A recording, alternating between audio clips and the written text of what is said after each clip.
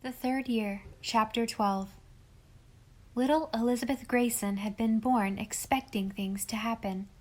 That they seldom happened under the watchful eyes of grandmother and the woman never brightened her expectations in the least. Things were just bound to happen sometime, if not today, then tomorrow. When Miss Shirley came to live at Windy Poplars, Elizabeth felt that tomorrow must be very close at hand, and her visit to Green Gables was like a foretaste of it.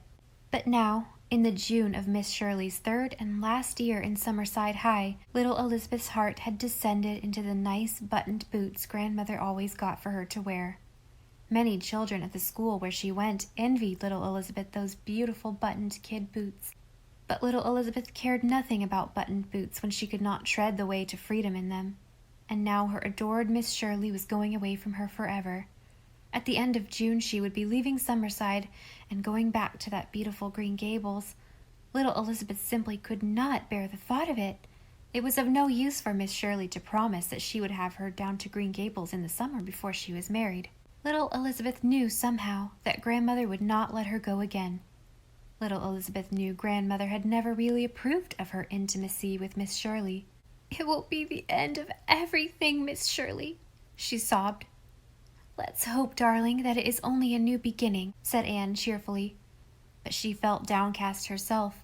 No word had ever come from little Elizabeth's father. Either her letter had never reached him, or he did not care. And if he did not care, what was to become of Elizabeth? It was bad enough now in her childhood, but what would it be later on? "Those two old dames will boss her to death," Rebecca Dew had said. Anne felt that there was more truth than elegance in her remark. Elizabeth knew that she was bossed, and she especially resented being bossed by the woman.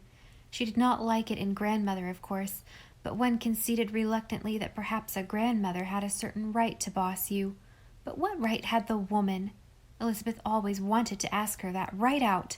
She would do it sometime, when tomorrow came. And oh, how she would enjoy the look on the woman's face. Grandmother would never let Elizabeth go out walking by herself, for fear, she said, that she might be kidnapped by gypsies. A child had been once, 40 years before. It was very seldom gypsies came to the island now, and little Elizabeth felt that it was only an excuse. But why should grandmother care whether she were kidnapped or not? Elizabeth knew that grandmother and the woman didn't love her at all. Why, they never even spoke of her by her name if they could help it. It was always just the child. How Elizabeth hated to be called the child, just as if they might have spoken of the dog or the cat if there had been one. But when Elizabeth had ventured a protest, grandmother's face had grown dark and angry, and little Elizabeth had been punished for impertinence, while the woman looked on, well content. Little Elizabeth often wondered just why the woman hated her. Why should anyone hate you when you were so small? Could you be worth hating? Little Elizabeth did not know that the mother whose life she had cost had been that bitter old woman's darling, and if she had known, could not have understood what perverted shapes thwarted love can take. Little Elizabeth hated the gloomy, splendid evergreens, where everything seemed unacquainted with her, although she had lived in it all her life. But after Miss Shirley had come to Windy Poplars, everything had changed magically. Little Elizabeth lived in a world of romance after Miss Shirley's coming. There was beauty wherever you looked. Fortunately, grandmother and the woman couldn't prevent you from looking, though Elizabeth had no doubt they would if they could. The short walks along the red magic of the harbor road, which she was all too rarely permitted to share with Miss Shirley, were the highlights in her shadowy life. She loved everything she saw. The far-away lighthouse painted in odd red and white rings, the far, dim blue shores, the little silvery blue waves, the range lights that gleamed through the violet dusks, all gave her so much delight that it hurt. And the harbor with its smoky islands and glowing sunsets! Elizabeth always went up to a window in the mansard roof to watch them through the treetops, and the ships that sailed at the rising of the moon, ships that came back, ships that never came back. Elizabeth longed to go in one of them, on a voyage to the island of happiness. The ships that never came back stayed there, where it was always tomorrow. That mysterious red road ran on, and her feet itched to follow it. Where did it lead to? Sometimes Elizabeth thought she would burst if she didn't find out. When tomorrow really came, she would fare forth on it and perhaps find an island all her own where she and Miss Shirley could live alone, and Grandmother and the woman could never come. They both hated water and would not put foot in a boat for anything. Little Elizabeth liked to picture herself standing on her island and mocking them, as they stood vainly glowering on the mainland shore. "This is tomorrow," she would taunt them. "You can't catch me any more. You're only in today." What fun it would be! How she would enjoy the look on the woman's face. Then one evening in late June an amazing thing happened. Miss Shirley had told Mrs. Campbell that she had an errand next day at Flying Cloud, to see a certain Mrs. Thompson, who was convener of the refreshment committee of the Ladies' Aid. And might she take Elizabeth with her? Grandmother had agreed with her usual dourness. Elizabeth could never understand why she agreed at all, being completely ignorant of the Pringle horror of a certain bit of information Miss Shirley possessed. But she had agreed. "We'll go right down to the harbor mouth," whispered Anne, "after I've done my errand at Flying Cloud." Little Elizabeth went to bed in such excitement that she didn't expect to sleep a wink. At last she was going to answer the lure of the road that had called so long. In spite of her excitement, she conscientiously went through her little ritual of retiring. She folded her clothes and cleaned her teeth and brushed her golden hair. She thought she had rather pretty hair, though of course it wasn't like Miss Shirley's lovely red gold, with the ripples in it and the little love locks that curled around her ears. Little Elizabeth would have given anything to have had hair like Miss Shirley's. Before she got into bed, little Elizabeth opened one of the drawers in the high, black, polished old bureau and took a carefully hidden picture from under a pile of hankies, a picture of Miss Shirley which she had cut out of a special edition of the Weekly Courier that had reproduced a photograph of the high school staff. "Good night, dearest Miss Shirley." She kissed the picture and returned it to its hiding place. Then she climbed into bed and cuddled down under the blankets, for the June night was cool and the breeze of the harbor searching. Indeed, it was more than a breeze tonight. It whistled and banged and shook and thumped, and Elizabeth knew the harbor would be a tossing expanse of waves under the moonlight. What fun it would be to steal down close to it under the moon. But it was only in tomorrow one could do that. Where was Flying Cloud? What a name! Out of tomorrow again. It was maddening to be so near tomorrow and not be able to get into it. But suppose the wind blew up rain for tomorrow? Elizabeth knew she would never be allowed to go anywhere in rain. She sat up in bed and clasped her hands. "Dear God," she said, "I don't like to meddle, but could you see that it is fine tomorrow? Please, dear God." The next afternoon was glorious. Little Elizabeth felt as if she had slipped from some invisible shackles when she and Miss Shirley walked away from that house of gloom. She took a huge gulp of freedom, even if the woman was scowling after them through the red glass of the big front door. How heavenly to be walking through the lovely world with Miss Shirley. It was always so wonderful to be alone with Miss Shirley. But what would she do when Miss Shirley had gone? But little Elizabeth put the thought firmly away. She wouldn't spoil the day by thinking it.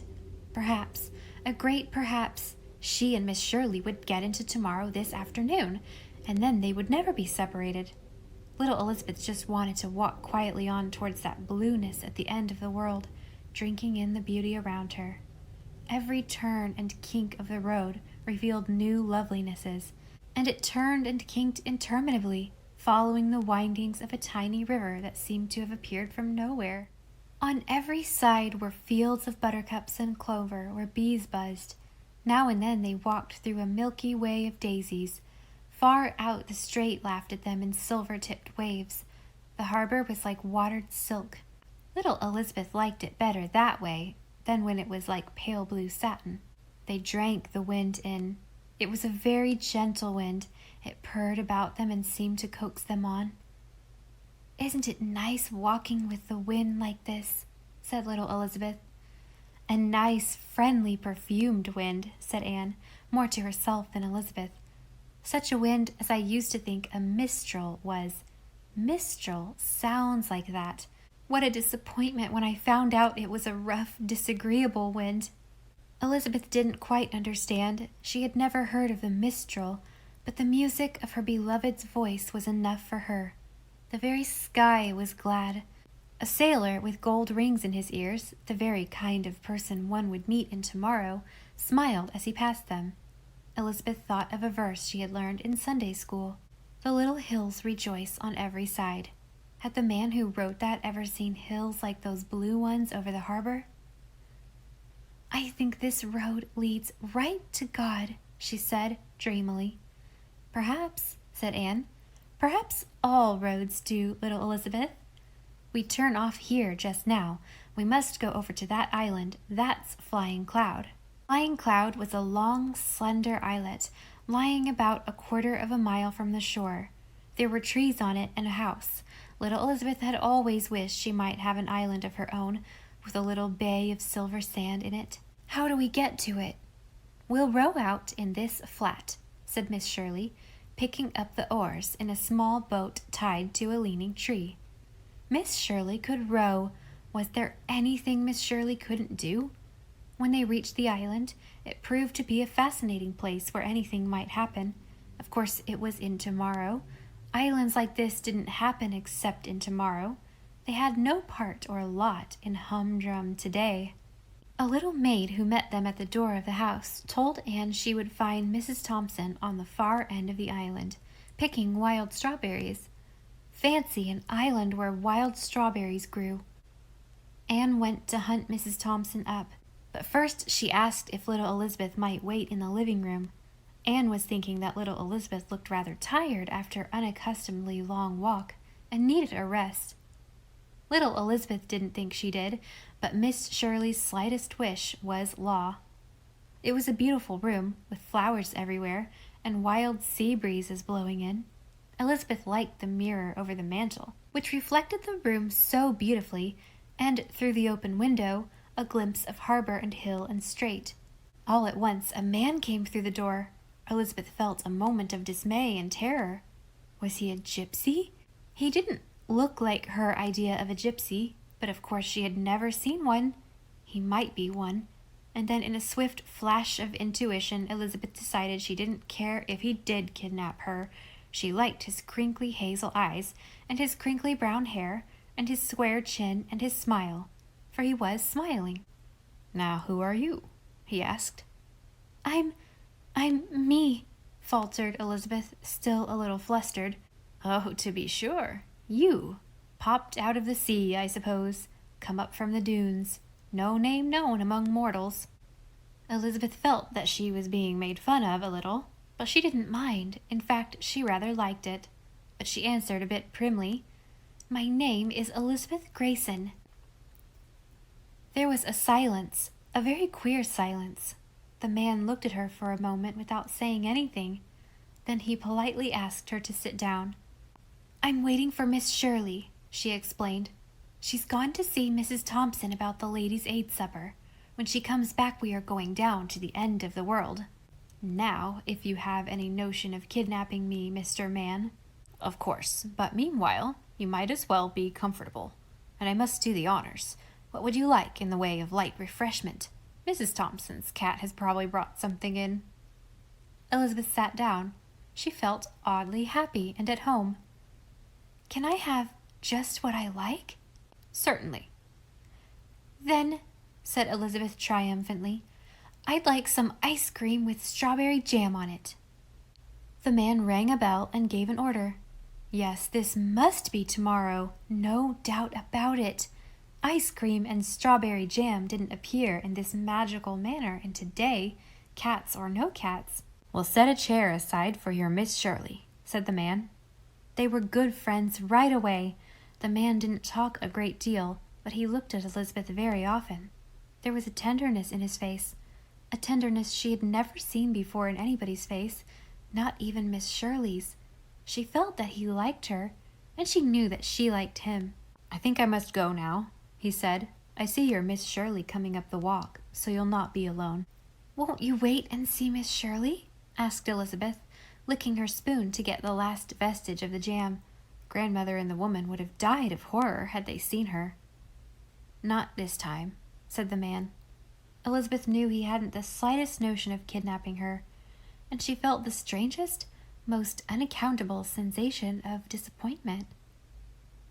"Goodbye, and thank you," she said politely. "It is very nice here, and tomorrow." "Tomorrow?" "This is tomorrow," explained Elizabeth. "I've always wanted to get into tomorrow, and now I have." "Oh, I see. Well, I'm sorry to say I don't care much about tomorrow. I would like to get back into yesterday." Little Elizabeth was sorry for him, but how could he be unhappy? How could anyone living in tomorrow be unhappy? Elizabeth looked longingly back to Flying Cloud as they rode away. Just as they pushed through the scrub spruces that fringed the shore to the road, she turned for another farewell look at it. A flying team of horses attached to a truck wagon whirled around the bend, evidently quite beyond their driver's control. Elizabeth heard Miss Shirley shriek.